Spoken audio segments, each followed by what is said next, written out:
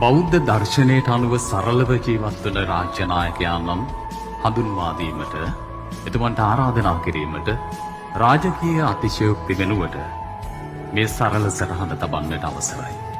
මා මේ සටහන තැබුවේ උත්තරීතර පාර්ලිමේන්තුවේදී අපේ රටේ රාජ්‍ය නායකයන්න් ජීවත් වූ නිවස පිළිබඳව තැබූ සටහන පාදක කරගනිමි.